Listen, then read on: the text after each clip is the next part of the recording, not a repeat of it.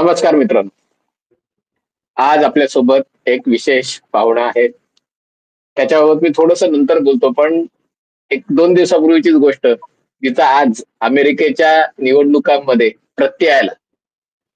जेव्हा Donald Trump विजयी होत आहेत असं चित्र निर्माण व्हायला लागलं, तेव्हा एक मीम फिरायला लागला की दम नव्हता तर उभं राहायचं नव्हतं ना, असं जो बायडन कमला हॅरिस यांना म्हणतायत. आणि हे दम नव्हता तर उभं राहायचं नव्हतं ना, हे उद्गार सतेज बंटी पाटील यांचे आहेत, कोल्हापूरमधून आहेत. आणि आपल्याला आठवत असेल, मी परवा एक व्हिडिओ केला होता याच शीर्षकाचा. तेव्हा खरं तर मी त्या दिवशी या अमेरिकेच्या निवडणुकांमध्ये खूप बिझी होतो आणि त्यामुळे जेव्हा हा झालेला प्रकार बघितला तेव्हा पटकन व्हिडिओ करायचा तर कोणाची मदत घ्यावी असा विचार मनात आला. आणि म्हणून आज जे आपले पाहुणे आहेत, मी त्याला आरेतुरेच करेन, कारण तेवढं अनौपचारिक आपल्या गप्पा मारत म्हणून. पण विराज साळोखे मूळचा कोल्हापूरचा आहे आणि सॉफ्टवेअर इंजिनियर म्हणून पुण्यात नोकरीनिमित्त, व्यवसायानिमित्त स्थायिक झालेला आहे. राजकारण, खेळ यांची आवड आहे. आणि म्हणून आणि आमची अशी काही वैयक्तिक ओळख नाहीये, युट्यूबच्या माध्यमातूनच ओळख झालेली, आम्ही पहिल्यांदाच एकमेकांशी बोलतोय. पण सांगायचा मुद्दा हा, तर परवा जेव्हा हे सगळं प्रकरण घडलं तेव्हा मी आपलं सहज विराजला विचारलं की हे काय झालं, नेमकं काय बॅकग्राऊंड आहे. आणि तेव्हा त्यांनी मला जे काही मेसेज आणि एक त्याचं विश्लेषण पाठवलं, तेव्हा मी त्याला म्हटलं, मी करतोय व्हिडिओ खरा, पण तुझ्याशीच बोललेलं जास्त चांगलं राहील.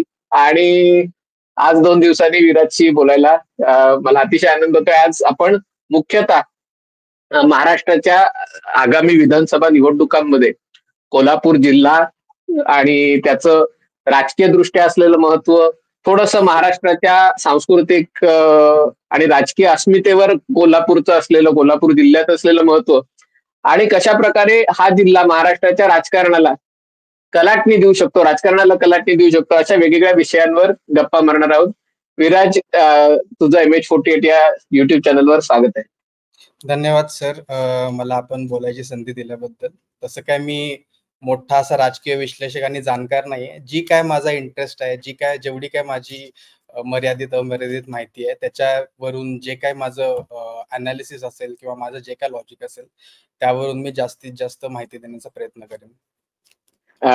धन्यवाद. पण खरं तुला सांगतो, आज अमेरिकेच्या निवडणुकांमध्ये निकालातनं जी एक गोष्ट स्पष्ट झाली की सगळी जे मेन स्ट्रीम मीडिया आणि त्याच्यातले 20, 25, 30 वर्षे अनुभव असलेले पत्रकार तोंडावर पडलेले आहेत. आणि इलॉन मस्क सारखा जो टेक्नॉलॉजी बॅकग्राऊंड असलेला माणूस आहे आणि त्याचं राजकीय भाकी, त्यांनी वापरलेली सगळी गोष्टी, राजकीय टूल्स, पॉलिटिकल टूल्स म्हणतील, ते अधिक प्रभावी असल्याचं दिसून आलं. आणि याच्यातनं एक जगभरातल्या माध्यमांमध्ये एक हा सगळा नवीन ट्रेंड पुढे होतोय की या मेनस्ट्रीम मीडियापेक्षा त्या त्या ठिकाणी असलेले लोक, जे पत्रकार नाहीयेत, म्हणजे जे जे पूर्ण वेळ पत्रकार नाहीयेत किंवा पत्रकार नाही, पत्रकारितेचं औपचारिक शिक्षण त्यांनी घेतलेलं नाहीये, पण त्यांचा दृष्टिकोन आहे. आणि हा दृष्टिकोन जर ते मांडत असतील तर त्यांना ऐकणारा वर्ग तयार झालेला आहे आणि त्यांना गांभीर्याने घेणारा वर्ग तयार झालेला आहे. आणि या या ज्याला मी ट्राईब म्हणतो किंवा हा कळप म्हणतो नवीन, त्या कळपात तुझं स्वागत आहे. सगळ्यात पहिले मी तुला कोल्हापूर बद्दल विचारतो की कोल्हापूर जिल्हा किती मतदारसंघ आहेत आणि साधारणतः त्याचं लोकसंख्येचं कॉम्पोजिशन काय आहे, ग्रामीण, शहरी, हिंदू, मुस्लिम, जातीच्या आधारावर, की त्याची थोडीशी मला ओळख करून देतात. ओके. एक्झॅक्ट असं डेमोग्राफिकली सांगायचं झालं तर म्हणजे ॲक्युरेट नंबर्स नाहीत माझ्याकडे, पण कोल्हापूर जिल्ह्यामध्ये 2 लोकसभेचे मतदारसंघ येतात. एक कोल्हापूर मतदारसंघ आणि एक हातकणंगले मतदारसंघ. हातकणंगले थोडा मिक्सवाला आहे, कारण हातकणंगलेमध्ये 4 विधानसभा मतदारसंघ असे आहेत जे कोल्हापूर जिल्ह्यात येतात आणि 2 येतात ते सांगली जिल्ह्यामध्ये येतात, इस्लामपूर आणि शिराळा. आणि त्यानंतर कोल्हापूरचा जो आहे त्यातले 6च्या 6 मतदारसंघ हे कोल्हापूर जिल्ह्यातले येतात. आणि कोल्हापूरला भरपूर असा वारसा आहे. कोल्हापूरला कुस्तीचा वारसा आहे, फुटबॉलचा वारसा आहे, खाण्याचा वारसा आहे. लोक तांबडा पांढरा म्हणलं, मिसळ म्हणलं की कोल्हापूरची आठवण काढतात. कोल्हापुरी चप्पलचा वारसा आहे आणि खूप जुनी अशी लेगसी आहे या सगळ्या गोष्टींची. कुस्तीचा पण वारसा आहे, मी आता बोललो, कुस्तीचा सुद्धा वारसा आहे. त्यानंतर कोल्हापुराचं राजकारण हे खूप इंटरेस्टिंग आहे. म्हणजे जसं आता बरेच पत्रकार, जे बाहेरचे पत्रकार महाराष्ट्राबद्दल व्हिडिओ करतात, म्हणतात की महाराष्ट्राचं राजकारण खूप इंटरेस्टिंग झालंय, त्या महाराष्ट्रामध्ये पण कोल्हापूरचं राजकारण अजून इंटरेस्टिंग आहे.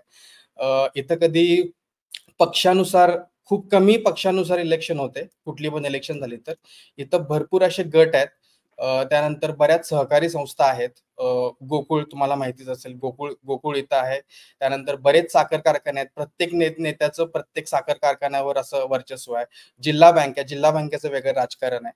असे वेगवेगळे एवढ्या गोष्टी असल्यामुळं ना बऱ्याच जणांना इथली इलेक्शन प्रेडिक्ट नाही करता येत आणि तुम्ही जर पॅटर्न बघितला तर महाराष्ट्रामध्ये कोल्हापूर जिल्ह्यामध्ये मतदानाचा जो टक्का आहे तो आणि बाकीच्या मतदारसंघांचा टक्का याच्यामध्ये फरक असतो. कोल्हापूरमध्ये प्रत्येक वेळी खूप चुरशीनं मतदान होतं. म्हणजे लोकसभेमध्ये सुद्धा 70% 72% वगैरे असं मतदान होतं दोन्ही लोकसभा मतदारसंघात कोल्हापूर आणि हातकणंगले. त्यामुळं पॉलिटिक्स सुद्धा इथल्या लोकांच्या रक्तामध्ये आहे. इथं सगळे लोक इथले नेते आहेत. म्हणजे गल्ली गल्लीत तुम्हाला नेते बघायला मिळतील. असं सगळं आहे आणि त्यामुळं काय होतंय की माझी खंत आहे की कोल्हापूर जिल्ह्याचा कधी मुख्यमंत्री नाही झाला आतापर्यंत. त्याच्या मागचं रिझन मला असं वाटतं की हे जे काही नेते आहेत जसे सतेज पाटील असतील, सतेज पाटील आणि धनंजय महाडिक हे तर मोठी नाव आहेत कोल्हापूर जिल्ह्यातली आणि यांच्यामध्ये रायव्हलरी आहे खूप फेमस आहे पूर्ण राज्यामध्ये. त्यामुळं कसं आहे की इथले जे नेते आहेत ते इथल्याच राजकारणामध्ये स्वतःची सीट वाचवण्यामध्ये वगैरे किंवा स्वतःचे जे सहकारी संस्थावरचं वर्चस्व हे वाचवण्यामध्ये एवढे गुरफटले जातात की त्यांना वर जायला जास्त मिळत नाही आणि त्यामुळं बऱ्याच गोष्टी राहून जातात आणि त्यांना मोठी पदं किंवा मुख्यमंत्री पद सारखं पद हे कधीच कोल्हापूर जिल्ह्याला मिळालं नाही. ही माझी खंत आहे आतापर्यंत.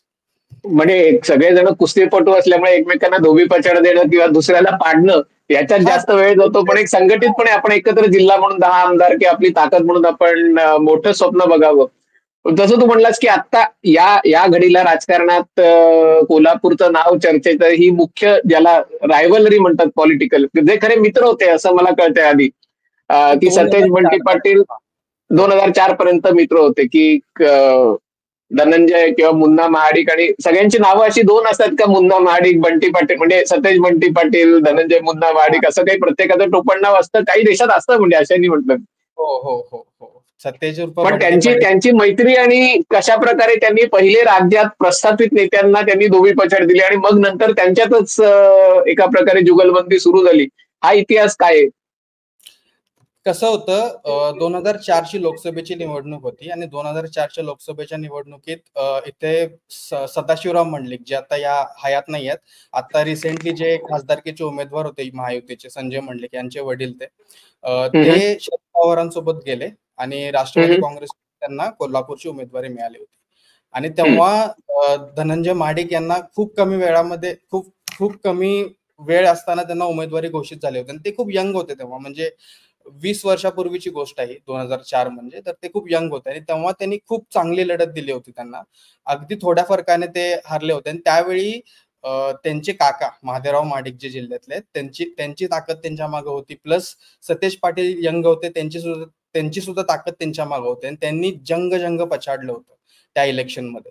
तरी सुद्धा मंडलिकांसमोर त्यांचा पराभव झाला होता आणि त्यानंतर 6च महिन्यात जी विधानसभा इलेक्शन झाली त्यामध्ये सतेज पाटील यांनी त्यावेळचे आरोग्यमंत्री दिग्विजय खानविलकर हे सुद्धा राष्ट्रवादीकडून होते आणि ते राष्ट्रवादीचे आरोग्यमंत्री होते तेव्हा, आणि तेव्हा एक करवीर मतदारसंघ होता, जसं आता कोल्हापूर दक्षिण उत्तर हे डिलिमिटेशन नंतर झालेले मतदारसंघ, करवीर मतदारसंघ होता आणि त्या करवीर मतदारसंघातून सतेज पाटील यांनी अपक्ष उभारून दिग्विजय खानविलकर सारख्या बलाढ्य एका राजकीय नेत्याचा पराभव केला होता.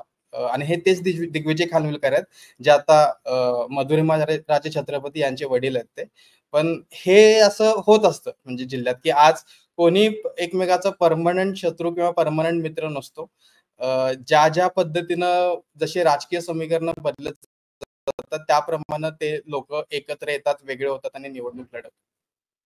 कोल्हापूरचं छत्रपती घराणं हे कायम म्हणजे चर्चेत असतं आणि मग त्यांना छत्रपती म्हटलं की मग लगेच लोकांच्या कमेंट्स पण येतात की ते ओरिजिनल नाहीये, ते दत्तक आहेत. म्हणजे हा ज्या छत्रपती घराण्याबद्दलचा म्हणजे त्यांचा एक जसे म्हटलं की भाजपाला शेवटी घोषणा द्यावी लागली की मान गादीला मत मोदीला, म्हणजे कुठेतरी त्या गादीचा मानही आहे आणि दुसरीकडे त्या गादीबद्दल प्रश्न उपस्थित करण्याची एक प्रवृत्ती जे संजय राऊतांनी पण जेव्हा ते विरोधी पक्षात म्हणजे विरोधी साईडला होते तेव्हा अगदी त्यांनी देखील हा प्रश्न उपस्थित केला होता. तर या कोल्हापूरच्या राजकारणात गादीचं स्थान काय आहे? गादीचं स्थान भरपूर मोठं आहे, कारण मेजॉरली त्या ह्याच्यात साताऱ्याची एक गादी होती आणि कोल्हापूरची एक गादी होती आणि हो. हे सगळे शिवाजी महाराजांचेच म्हणजे ह्यांचेच छत्रपती शिवाजी ताराराणींचे पुढचे येस, वंशज सगळे. येस. त्यानंतर ते ताराराणींना सुद्धा खूप महत्व आहे कोल्हापूरमध्ये. हम्म, इव्हन त्यांचा एक फेमस पुतळा आहे, ताराराणी पुतळा म्हणून. जिथून हम्म, कोल्हापूरमध्ये आपण एंट्री केल्या केल्या आपल्याला तो पुतळा दिसतो. हम्म. आणि त्यांना सगळ्यात पहिल्यांदा 2004 साली हे छत्रपती घराणं या इलेक्शनमध्ये पडलं होतं आणि तेव्हा आत्ताचे जे छत्रपती शाहू महाराज आहेत, त्यांचे जे पुत्र आहेत, कनिष्ठ पुत्र मालोजी राजे, त्यांनी काँग्रेसकडून निवडणूक लढवली होती आणि त्यांनी शिवसेनेच्या उमेदवाराचा तेव्हा पराभव केला. तर ती त्यांची एक एंट्री होती राजकारणामधली, कोल्हापूरच्या राजकारणामध्ये. पण शाहू छत्रपतींचा तसा म्हणजे त्यांच्या पूर्वजांचा तसा फार राजकारणाशी हे नव्हतं. ते जेव्हा आले म्हणजे दत्तक म्हणून आले तेव्हा त्यांचा कल हा मुख्यतः काँग्रेसकडे होता. असं म्हटलं जातं की मूळची गादी किंवा मूळचं राजघराणं हे काही राजकीय दृष्ट्या असं एक काँग्रेसच्या विचारांचं नव्हतं. पण हे शाहू छत्रपतींपासून यायला सुरुवात झाली. काय म्हणजे कशा प्रकारे आणि आणि मी फक्त राजकीय दृष्ट्या नाही विचारत आहे, थोडंसं एक या घराण्याचं किंवा शाहू महाराजांचं महाराष्ट्रातल्या समाज सुधारणा असतील किंवा याच्याबद्दलही, ज्याला आपण शाहू फुले आंबेडकरांचा महाराष्ट्र म्हणतो, आणि त्यामुळे शाहू महाराजांचं एक महत्व काय आहे कोल्हापूर मध्ये, आणि दुसरं राजकीय दृष्ट्या या घराण्याचा कशा प्रकारे कल राहिलेला आहे. जर तुम्ही जुन्या शाहू महाराजांबद्दल विचाराल तर त्यांचं खूप जास्त महत्व आहे यामध्ये. त्यांनी धरण बांधलं, म्हणजे त्यावेळी त्यांनी धरण वगैरे याचा विचार केला कोल्हापूरमध्ये, जेणेकरून की आता कोल्हापूरला पाण्याचा प्रश्न नाही उद्भवणार.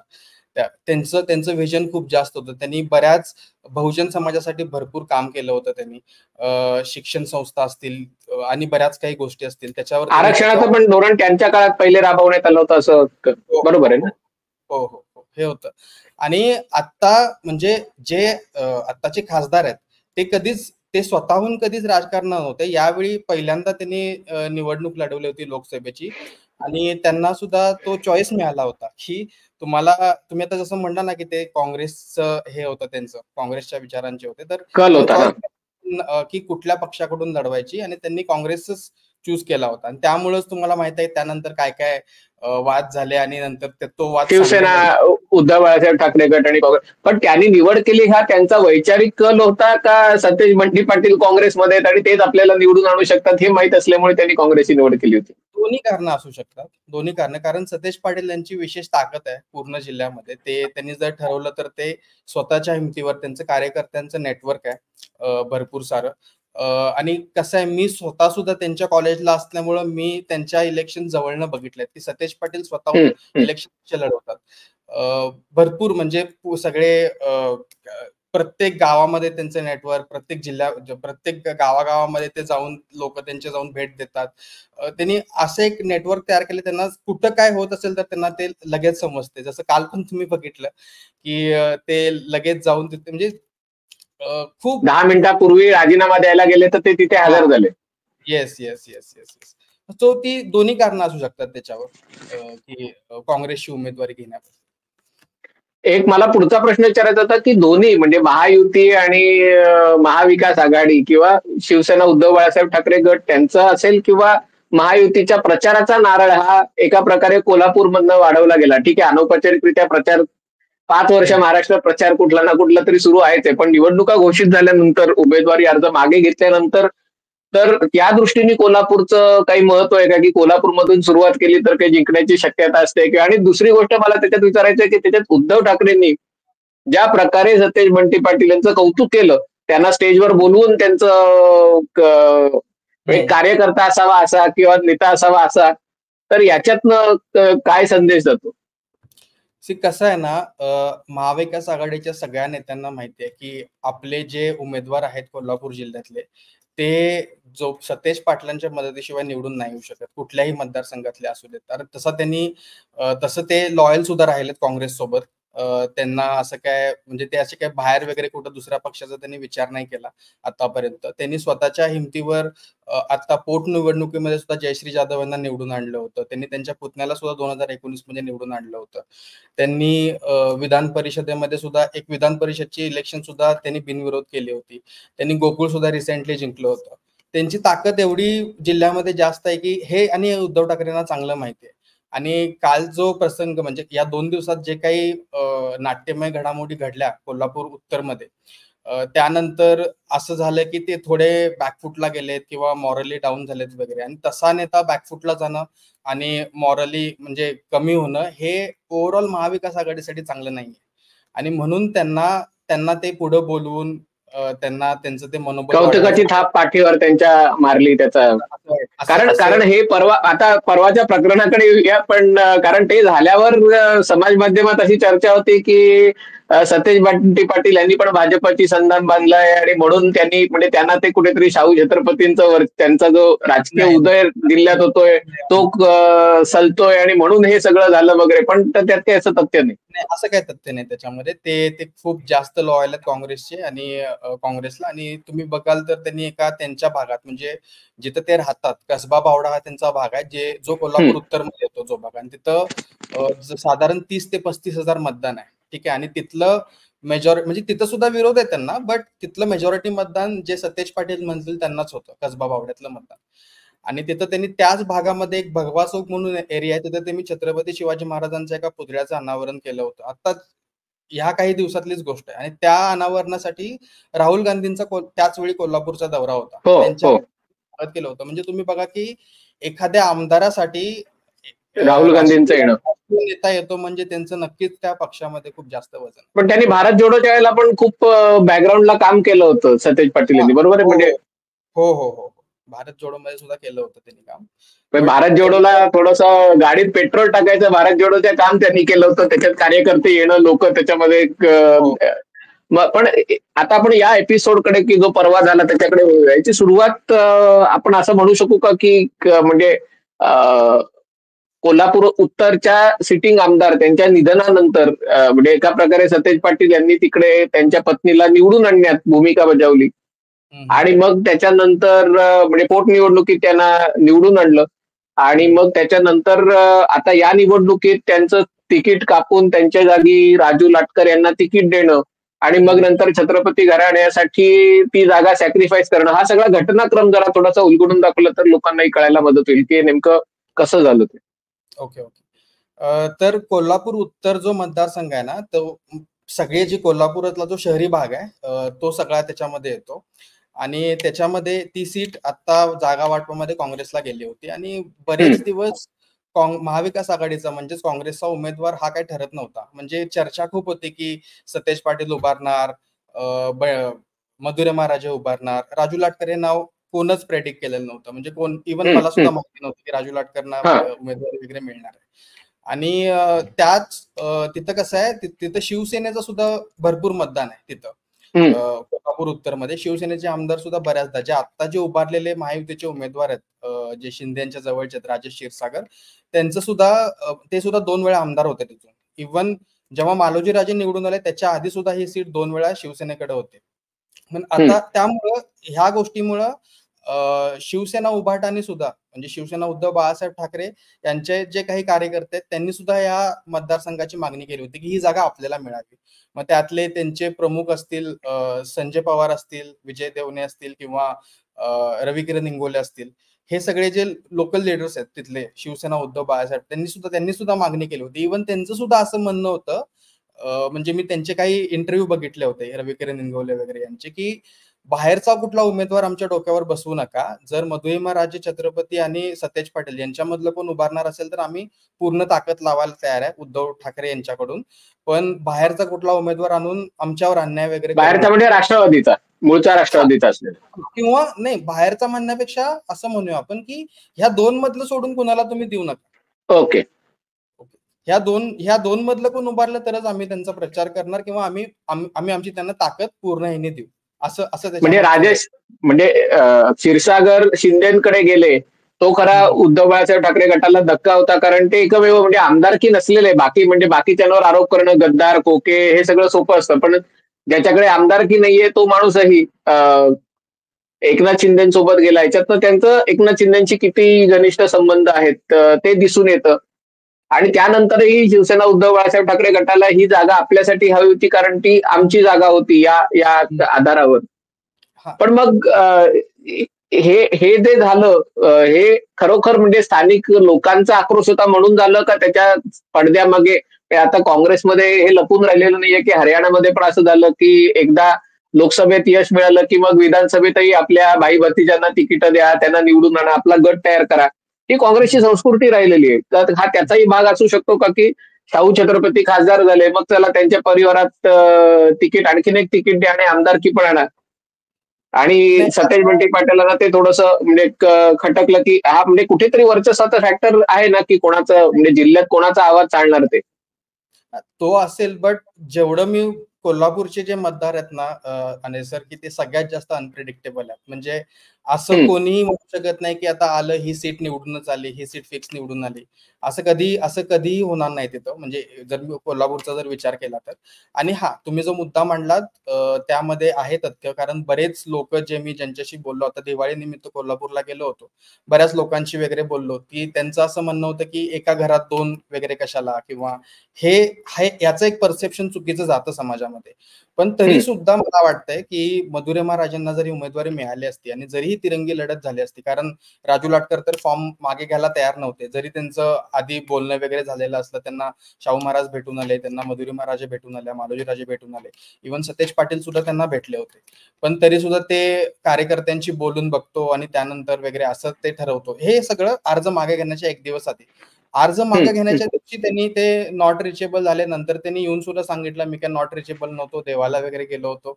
असं काही हं. त्यांनी कारण दिलं. पण त्यांनी फॉर्म ठीक तर आहे. मागे ते नाही कारण प्रत्येकाला फॉर्म तर त्यांनी मागे नाही घेतला. पण जरी ही तिरंगी लढत झाली असती, तरी सुद्धा सिग्निफिकंट एडव्हांटेज होता मधुरिमा पण राजेंचा. जर तिरंगी लढत झाली असती, तरी मधुरा राजेंचा पराभव झाला असता आणि राजेश क्षीरसागर निवडून नाही, आले असते.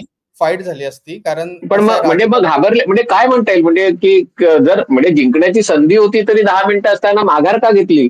आणि पुन्हा तेच छत्रपतींचं घराणं, राजघराणं म्हणजे असं जेव्हा म्हणतो तेव्हा लोकांची एक प्रतिमा असते, की म्हणजे छत्रपती शिवाजी महाराज आणि संभाजी महाराजांनंतर ज्यांनी स्वराज्य जिवंत ठेवलं, म्हणजे एक दररोज कुठले तरी किल्ले गमावत असताना एका किल्ल्यावरून दुसरीकडे जायचं आणि लढत राहायचं. आणि हा जो मराठ्यांचा जो लढाऊ बाणा आहे, तो एका प्रकारे जर कोणी जिवंत ठेवला असेल तर तो कोल्हापूरच्या गादीने ठेवला. हो, आणि हो. असं असताना 10 मिनिटं आधी माघार घ्यायची म्हणजे हे हे थोडंसं तिथल्या लोकांना पचायला जड जात नाहीये? हे याचं रिझन तर अजूनही लोकांना कळालेलं नाही. कारण बरेच स्पेक्युलेशन्स येतायत. बरेच इकडून सुद्धा बरेच स्क्रीनशॉट वगैरे फिरवले जातायत. एका खोटी बातमी करून फिरवलं जातंय. त्यानंतर अशी पण बातमी येते, की छत्रपती शाहू महाराज चिडले आणि त्यांनी सांगितलं, की मी खासदारकी सोडणार वगैरे. असं काही नाहीये. त्या सगळ्या फेक गोष्टी आहेत. आता कारण काही जरी कुठल्या दुसऱ्या पक्षामध्ये वाद झाला, तर एक पक्ष त्याचा एडव्हांटेज घ्यायला बघतो. बऱ्याच स्पेक्युलेशन वगैरे क्रिएट करून त्याच्या अराउंड. या गोष्टी होतच असतात. बट मला नाही वाटत, की पराभवाच्या भीतीनं वगैरे असं त्यांनी काय केलंय. कारण ते एका चांगल्या पोझिशनमध्ये मधुरिमा राजे होत्या. त्यांचं हो. महिलांमध्ये नेटवर्क चांगलं आहे.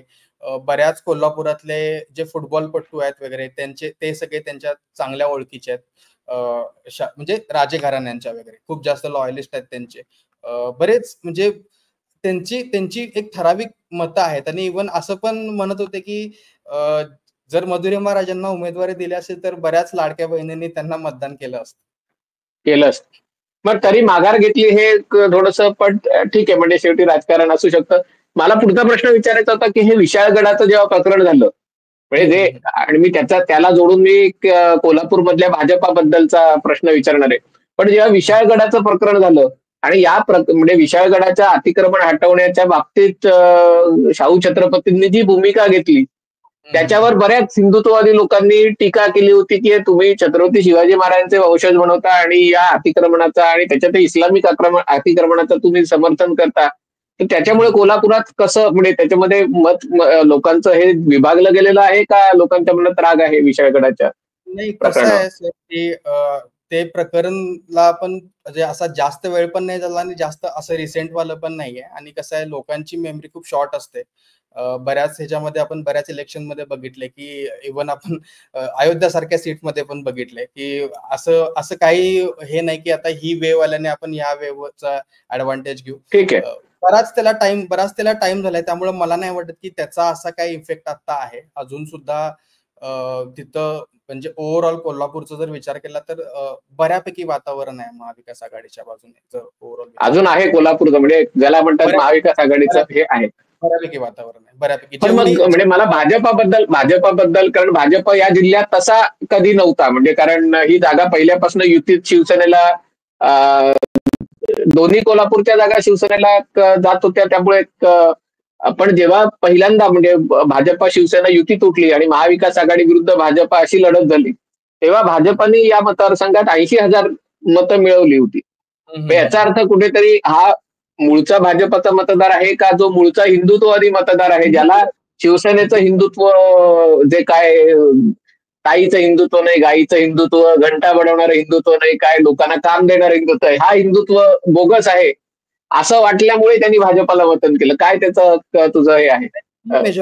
ती मेजॉरिटी हिंदुत्ववादी मत आहेत. आणि माझं असं ठाम मत आहे की जी पोटनिवडणूक झाली होती आणि ज्यात ती 80,000 मतं पडली होती, ती मतं आणि आता राजेश क्षीरसागर जे उभारले आहेत त्यांना पडणारी मतं, याच्यामध्ये बरंचसं साम्य असणार आहे. कारण ती शिवसेनेचीच ओरिजिनल मतं आहेत, असं असं असं मला ठाम वाटतं. जी 80,000 मतं पडली होती ती, कारण तशी भाजपची ताकद आधी नव्हती. आता त्यांनी धनंजय महाडिक यांना भाजपमध्ये घेतलं, त्यांना राज्यसभेची खासदारकी दिली. याचं रिझन हम्म, तेच होतं की त्यांना जिल्ह्यामध्ये भाजप पक्ष वाढवायचा होता. हम्म, इव्हन हम्म. जे नाना कदम सुद्धा भाजपमध्ये होते, त्यांना सुद्धा ते सुद्धा 2014 मध्ये, म्हणजे आता जे पोटनिवडणूकमध्ये ज्यांचा पराभव झाला होता ते नाना कदम, हो, हो. 2014 मध्ये तेच नाना कदम काँग्रेसकडून इलेक्शन लढले होते, जेव्हा चारही पक्ष वेगळे लढले होते. आणि तेव्हा सुद्धा त्यांना 47,000 मतं पडली होती हम्म. त्या काळामध्ये. पण म्हणजे आता म्हणजे बरोबर आहे. पण आता मला तर मग राष्ट्रवादीचा प्रश्न, कारण आपलं पगाशी बोलण्यात आलं की ते दिग्विजय खानविलकर मूळचे काँग्रेसचे, नंतर ते राष्ट्रवादीकडे गेले. राष्ट्रवादीत ते महत्वाची मंत्रिपद त्यांनी सांभाळली. म्हणजे राष्ट्रवादीचा किंवा खानविलकरांचा वैयक्तिक किंवा पक्षाचा काही बेस असेल, तो जो राष्ट्रवादीचा बेस आहे आता, तो राष्ट्रवादीच्या फुटीनंतर किती शरद पवारांकडे गेलाय, किती अजितदादांकडे गेलाय, आणि तो बेस या राष्ट्रवादीचा मतदार या वेळेला कोणाकडे जाईल? कोल्हापूर उत्तर पुरतं बोलायचं झालं तरी. कोल्हापूर उत्तरमध्ये तसं त्यांचं हे नाही आहे. जर तुम्ही बघितलं तर जेव्हा 4 पक्ष वेगळे लढलेले, तेव्हा त्यांनी सुद्धा त्यांच्या एका निष्ठावंत आर के पवार यांना उमेदवारी दिली होती, शरद पवार यांनी.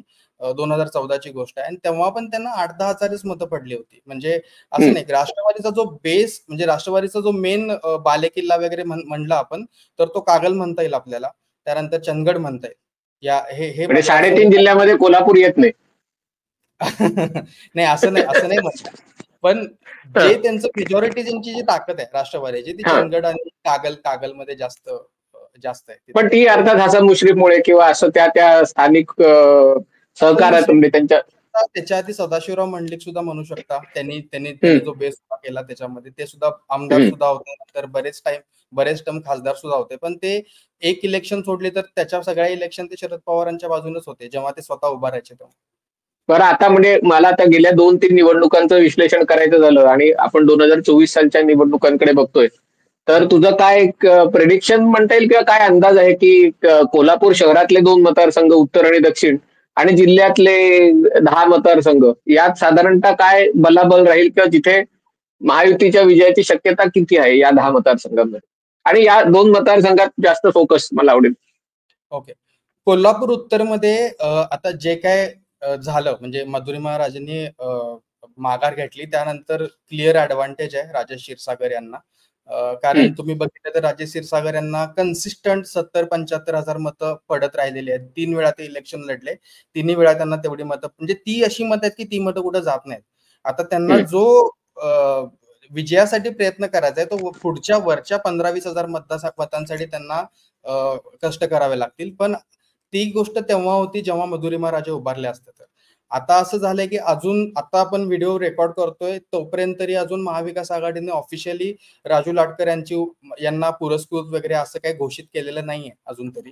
ते करतील, नक्कीच करतील ते, कारण त्यांच्याकडे ऑप्शन पण नाही आहे दुसरा आता कुठला. कारण काँग्रेस म्हणजे महाविकास आघाडीच्या कुठल्याही ऑफिशियल चिन्हाचा उमेदवार नाही आता त्या मतदारसंघामध्ये. पण मला असं वाटतं की राजेश क्षीरसागर हे निवडून येतील.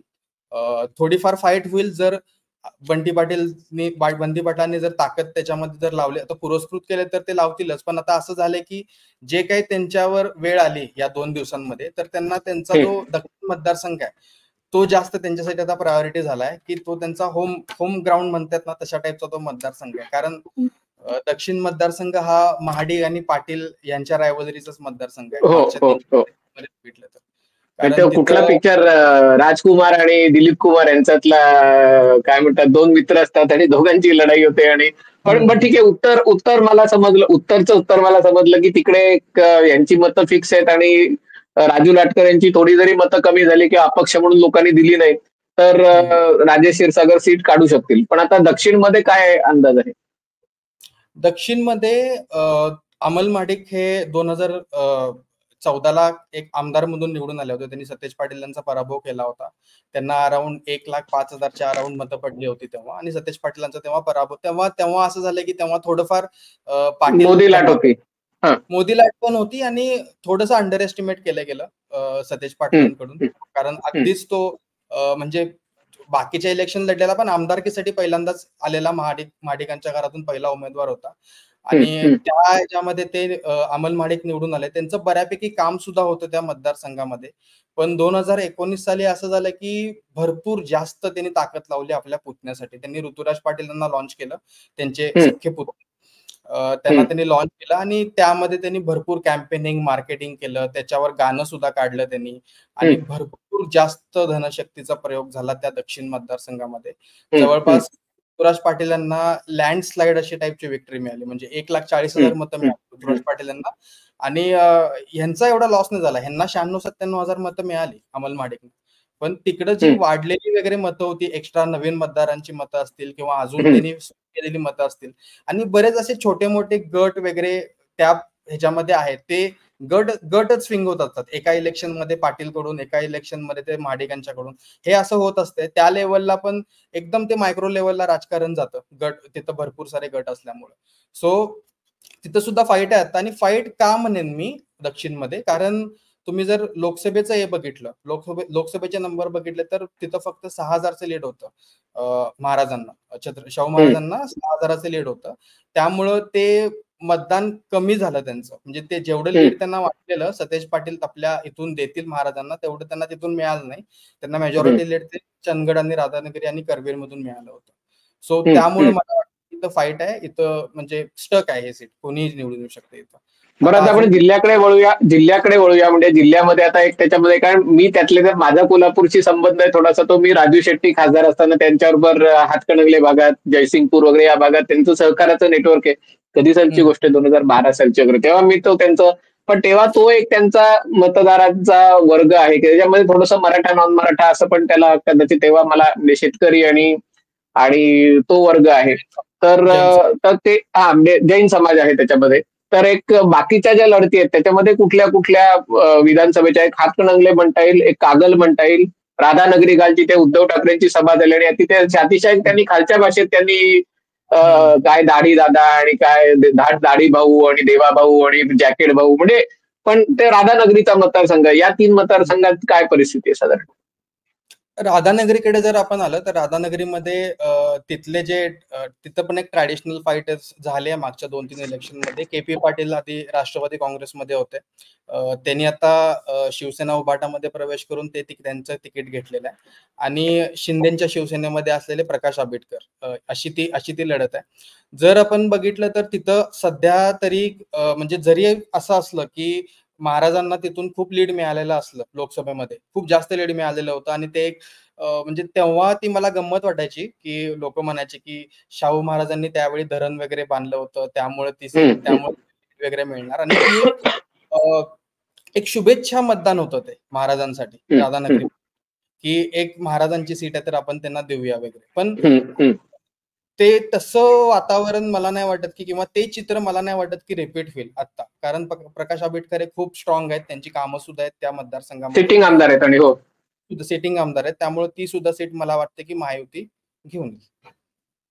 आणि मग हसन मुश्रीफ त्यांचं काय होणार? हा, तो सगळ्यात या 10 मधला सगळ्यात इंटरेस्टिंग पार्ट तो आहे. आणि बरेच आता मी जेवढे युट्यूबर्स घाटगे विरुद्ध हसन मुश्रीफ. हो.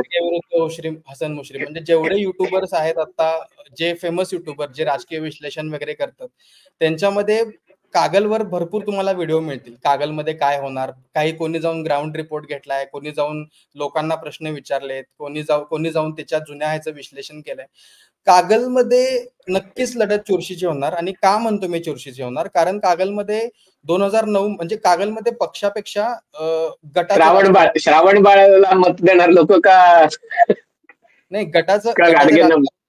गटाचं राजकारण जास्त आहे. असं मंडलिक गट आहे, तिथं संजय घाटगेंचा गट आहे, मुश्रीफांचं स्वतःचं मतदान आहे, आणि समर्जित घाटगेंचं सुद्धा स्वतःचं मतदान आहे. आणि मिनिमम प्रत्येकाची 50 ते 60,000 मिनिमम प्रत्येकाची वोट बँक आहे. तुम्ही जर 2009चे आकडे काढून बघितले ना, तर 2009ला संजय मंडलिक, जे सदाशिवराव मंडलिकांचे चिरंजीव होते, संजय बाबा घाटगे आणि मुश्रीफ यांच्यामध्ये लढत झाली होती. आणि त्याच्यामध्ये 55,000 मतं पराभूत उमेदवारांना पडली होती. आणि मुश्रीफ हे 1,06,000 मत घेऊन निवडून आले होते.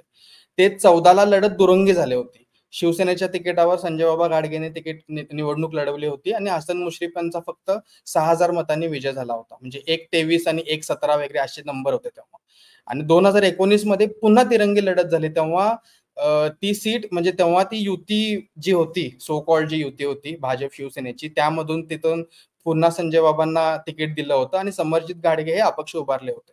तेव्हा ते भाजपमध्ये असून सुद्धा ते अपक्ष उभारले होते. आणि त्यावेळी त्यांना 88,000 मतं मिळाली होती. आणि संजय बाबांना अपक्ष असून 88,000 मतं मिळाली होती. आणि संजय बाबा घाटगेंना पण तीच त्यांची जी कोर वोट बँक आहे ती त्यांची इंटॅक्ट राहिली होती, 50-55,000. आता या इलेक्शन मध्ये काय झालंय, मंडलिक गट जो आहे आणि संजय बाबा गट जो आहे, त्यांनी मुश्रीफांना पाठिंबा दिलाय. आता पाठिंबा ऑन पेपर किंवा ऑफिशियली देऊन ऍक्च्युअल मध्ये त्यांचे वोटर किती ट्रान्सफर होतील इकडं, त्याच्यावर सगळी इलेक्शन आहे. आणि ही सुद्धा लढत नेक टू नेक होईल. मला सध्या म्हणजे एक विनर नाही पिक करता येत या ह्याच्यातून, एवढी ही ह्याच्यात आहे. पण जरी मला पिक करायचं तर मी म्हणेन की काही फरकाने का होईना हसन मुश्रीफ यांचा विजय होईल. आता जिल्ह्यातले आणखीन दोन राजकीय खेळाडूच्या मध्ये एक राजू शेट्टी, ज्यांचा एक प्रभाव आणि त्यांचा आता, आणि संभाजीराजे छत्रपती, ज्यांनी एक स्वराज्य पक्ष काढलाय, यांना काही स्थान मिळेल का? हे दोघं तसे साईडवरच राहतील. कसं आहे, स्वाभिमानी संघटनेने सुद्धा काही ठिकाणी उमेदवार आपले दिलेले आहेत. जसं तुम्ही हातकणंगलेचं एक्झाम्पल घेतलं ना, तर हातकणंगलेमध्ये एक शिवसेनेचे आमदार होते, सुजित मिंचेकर म्हणून जुने आमदार होते. त्यांनी जे त्यांचा 19ला पराभव झाला होता, पण त्यांनी आता इकडून म्हणजे शेतकरी संघटनेकडून तिकीट मिळवलंय. आणि मागच्या वेळी आणि ही सीट शिवसेनेने आपल्या कोट्यातून जनसुराज्याला दिली आहे. आणि जनसुराज्याकडून अशोकराव मानेंना तिकीट दिलंय. अशोकराव मानेंनी सुद्धा मागच्या वेळी 46-47,000 मतं घेतली होती. आणि तीच म्हणजे मागच्या वेळचे जे 3 उमेदवार आहेत तेच उमेदवार आहेत, फक्त पक्ष बदललेले आहेत. काँग्रेस शेवटचा प्रश्न थोडक्यात उत्तर अपेक्षित आहे. कोल्हापूरमध्ये बटोगे तो कटोगे याचा काही प्रभाव होईल का, किंवा काही फॅक्टर तो चालेल का? त्याचा परिणाम एका मतदारसंघात होऊ शकतो, तो म्हणजे इचलकरंजी मतदारसंघात. कारण इचलकरंजी मध्ये जी फाईट आहे ती राहुल आवाडे विरुद्ध मदन कारंडे, राष्ट्रवादी काँग्रेसचे, त्यांच्यामध्ये ती फाईट आहे.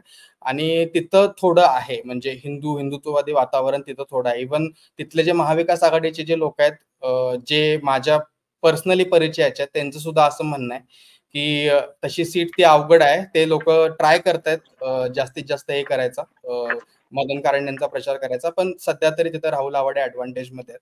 कारण आता धैर्यशील मान्यांना खूप जास्त लीड इचलकरंजी मधून मिळालं होतं. आय थिंक 40-50,000 लीड त्यांना इचलकरंजी मधून मिळालं होतं. धन्यवाद विराज, आज तू वेळ दिलास. आणि कोल्हापूर जिल्हा आणि त्याचं महत्व, त्याचं राजकारणातलं स्थान, महत्वाच्या लढती काय होईल असं. पण तुला एक अगदी 10 मध्ये काय महायुती महाविकास आघाडी किती, काय साधारणतः राहील? 5-5, 6-4, 8-2, काय अंदाज आहे? 5-5 सध्या म्हणेन मी. 5 महाविकास आघाडी, 5 महायुती. महायुतीसाठी हा खूप चांगला जिल्हा नाहीये, पण तरी देखील महत्वाचा जिल्हा आहे, कारण महाराष्ट्राचं राजकारणावर एक कोल्हापूरचा जो ठसा आहे तो हो. सहजासहजी मिटण्यासारखा नाहीये. पण तरी देखील निवडणुकीत मतदानाच्या दिवशी काय होतंय, किती टक्के लोक मतदान करतायत आणि कोणाला पाडायला मतदान करतायत किंवा कोणाला आणायला मतदान करतायत त्याच्यावर हे सगळं अवलंबून आहे. धन्यवाद, तू आज वेळ दिलास आणि कोल्हापूरचं विश्लेषण केलंस. कदाचित निवडणुकांनंतर निकालानंतर आपण पुन्हा जर कोल्हापूरने आणखीन एक धक्के दिले काही, तर त्या धक्क्यांचं विश्लेषण करायला आपण कदाचित पुन्हा नक्कीच, नक्कीच. आणखीन एक नक्कीच कार्यक्रम सर. करू. नक्कीच सर. धन्यवाद मला बोलायची संधी दिल्याबद्दल. Thank you. धन्यवाद. तर मित्रांनो, कसा वाटला एपिसोड? जर आवडला असेल तर कृपया हा व्हिडिओ लाईक करा आणि